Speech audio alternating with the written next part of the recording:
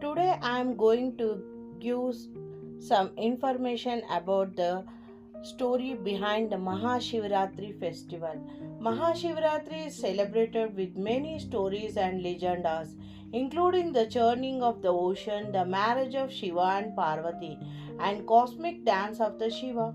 The churning of the ocean when there was a battle between the demons and the gods. During the churning of the ocean, a deadly poison called Hala Hala emerged. Shiva drank that poison to save the world and held it in his throat, turning its throat is in a blue color. From that onward, the Shiva became the another name also called Nilakanteshwara. This act of selfishness is celebrated on the Mahashivaratri, the marriage of the Shiva and Parvati. Mahashivaratri celebrates the divine marriage of Shiva and Parvati, symbolizing the union of Shakti and Shiva. The union of the consciousness and energy promotes the creation. The cosmic dance of Shiva. Shiva performed his cosmic dance of creation, preservation, and destruction. When he heard the news of his consent, Mahasati immolation, this heavenly dance is known as the Rudra Tandavam. The story of Guru Dhruva. A hunter named the Guru Dhruva attained the purification of intellect and emerged into Shivapada, the abode of the Lord Shiva. Due to observing the Shivaratri fast unknowingly, Mahashivaratri is celebrated to honor the Shiva acts of selfishness and promote the faith, devotion, and selfishness. Today we will know what the Purana said in the about the Mahashivaratri. The Mahashivaratri is mentioned in several Puranas, particularly the Skanda Purana, Linga Purana, and Padma Purana. These medieval and Shaiva texts present the different versions associated with the festivals such as fasting and offering the reverence to the lingam and an embolic figure of Shiva. Different legends describe the significance of Mahashivaratri. According to one legenda, the Shaivism tradition, that is the night when Shiva performed the heavenly dance of creation and preservation and destruction, the chanting of hymns, the reading of Shiva's sculptures and chants of devotees join the cosmetic dance and remember the Shiva presence everywhere. According to the another legenda, that is the night when Shiva and Parvati got married, and one more different legenda states that offering to the Shiva icon such as the linga is in the annual occasion to overcome any past sins and restart the virtuous path, and thereby they reach Mount Kailasa for liberation, that is Mukti. Thereby, it is also believed that on this particular day, Shiva glowed the Hala Hala producing during the Samudra Mantana and held it in his neck, and which is bruised and turned blue. As a result, that he acquired the epithet the Nilakanta. It is also believed that the famous Nilakanta Mahadeva temple is the place where this incident took place. The significance of dance tradition to this festival has a historical roots. The Mahashivaratri has served as a historical confluence and artist for the annual dance festivals at major Hindu temples such as Konar, Kajura, Pattadakal, Mandora, and Chidambaram. This event is called the Natyanjali, literally worship through the dance at the Chidambaram temple, which is the famous for its culture and depicting all the dance mudras in that Hindu text of the performance arts called the Natya Shastra. Similarly, that Kajura Shiva temple, a major fair and dance festival, and Mahashivaratri involving the Shaiva pilgrim campaigned over miles around the temple complex and was documented by the Alexander Cunningham in 1864. And one more story is there, the history of the Kannappa Nayanar. He never studied the holy of scriptures, yet his devotion was sung by many sacred texts. He was trained to hunt and kill, but his love towards his Lord was the unparalleled. great devotee and scholar, including the Tirangana Sambandar and Tiruvanakara Keswar Sundaran, Manikavachkar Adishankara,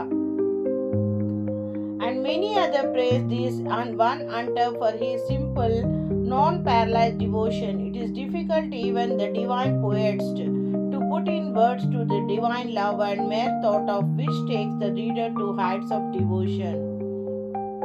The kingdom of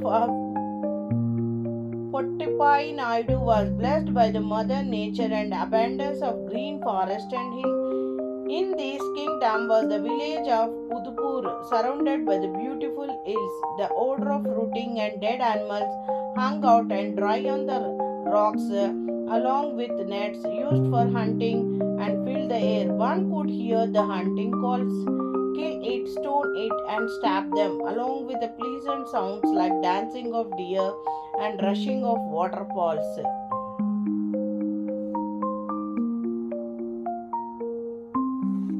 Kannappa Nayanar, originally named the Tinnan, was a hunter who displayed the unparalleled devotion to the Lord Shiva. While hunting in the forest, he stumbled upon the Shivalingam and became deeply devoted to it, offering the whatever he could find like a water from his mouth and hunted the meat as offering. One day he noticed the blood streaming from the eyes of the lingam and believed he had caused the injury. He immediately plucked out and one of his own eyes to stop the bleeding. When the another eye of the lingam began to bleed, he was ready to offer that too, but Shiva, moved by his extreme the devotion, appeared and restored his sight and granting him liberation.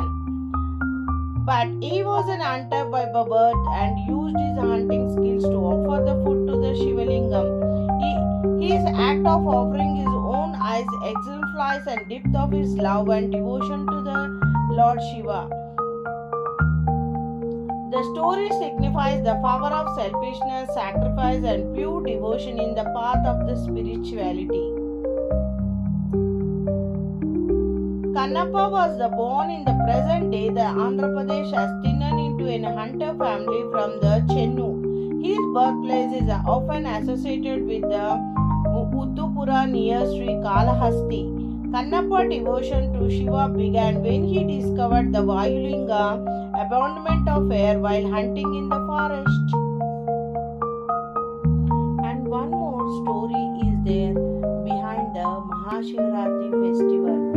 According to the Hindu mythology, Brahma and Vishnu quarreled over who was the superior, with the dispute arising from their pride and desire to prove their dominance, often leading to the test where they try to find the beginning or end of the cosmic pillar, that is the Shiva Lingam created by the Shiva, ultimately resulting in Brahma laying about finding the end and beginning cursed by the Shiva for his arrogance. This story serves as a lesson against the ego and futility of comparing the divine powers. The Brahma is the creator god and Vishnu is the preserver god. Both wanted to establish themselves as the most powerful deity, leading to the dispute over the supremacy. To settle that argument, Shiva, the destroyer god, manifested a cosmic pillar lingam and challenged the Brahma and Vishnu to find it the beginning and end of that pillar. Brahma in his pride laid about the finding the top of the pillar, leading to the Shiva anger and curse upon the Brahma. And he was given the false statement that he has saw the starting point, but he was given the wrong information. For that, the Shiva became the anger and he removed one of the head of the Brahma. As the consequence of his lie, the Brahma was caused and not to be worshipped widely. And one more story is there behind the Mahashivaratri festival, that is called the Lingodbhava. Lingodbhava is the story of emergence of Lord Shiva in the form of Linga to put the rest dark. I say very mutual dispute between the arose between the Brahma and Vishnu. Who is the greater of the two? To to settle, they approached the Shiva. Shiva took the form of Linga, that is a pillar of fire, which stretched from depths to height and no one could see. The one between the Brahma and Vishnu, who could reach either top or bottom, would be declared the greater. Brahma took the form of swan and flew to find the top, while Vishnu took the form of borer to find the bottom. Many years was passed, and neither found an end. Vishnu realized the greatness of the Shiva and accepted the defeat.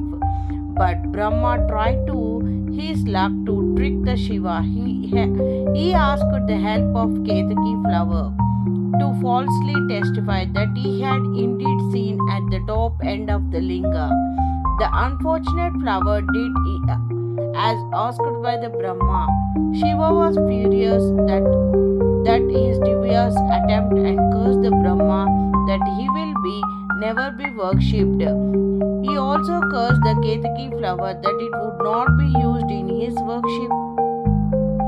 The Lingodbhava story.